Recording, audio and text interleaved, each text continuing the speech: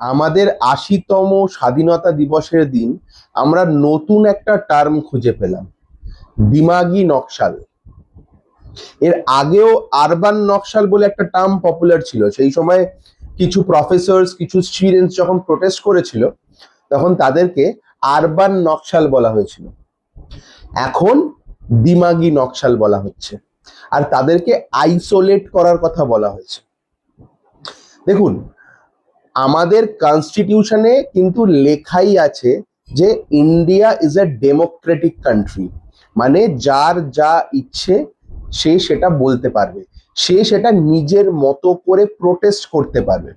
আচ্ছা, এইসব term use করে আপনাদের কি মনে হয় না যে এই ডেমোক্রেসিটাকেই নষ্ট করার চেষ্টা চলছে? মানে যারা সরকারের হয়ে কথা বলবে তারা খুব ভালো, আর যারা নিজেদের মতো করে প্রশ্ন তুলবে, ক্রিটিসাইজ করবে সরকারের ডিসিশন, তারাই দিমাগি নকশাল। কি আপনাদের কি সেটা মনে হয় না?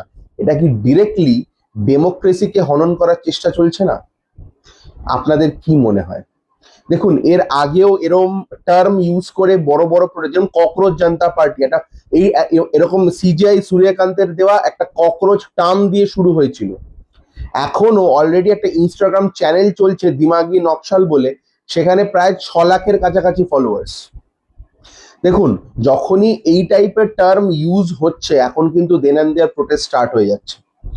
তাই আমি সরকারের অফিসিয়ালসদেরও বলবো যে এইরকম টার্ম আজকালকার ইয়াং জেনারেশন বা যারা নিজেদের মতো করে প্রোটেস্ট করছে কোনো জিনিসের ওপর বা কিছু নিয়ে কোয়েশ্চেনারাইজ করছে, এই টাইপের টার্ম তাদের উপর দিয়ে দেওয়া, তাদেরকে আইসোলেট করার চেষ্টা চললে সেটা কিন্তু চট করে মেনে নেওয়া হচ্ছে না।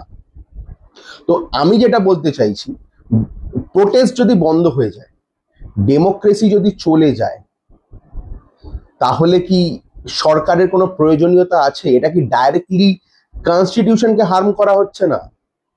যে তুমি যদি সরকারের কোনো ডিসিশনের প্রোটেস্ট করো বা কোনো কোয়েশ্চেন রাইজ করো, তাহলে তুমি দিমাগি নকশাল।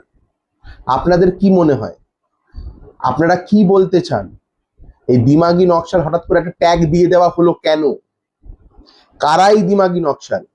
কেন তাদেরকে দিমাগি নকশাল বলা হচ্ছে? কি মনে হয় আপনাদের? কমেন্ট সেকশনে নিশ্চয়ই জানাবেন। নমস্কার, ভালো থাকবেন।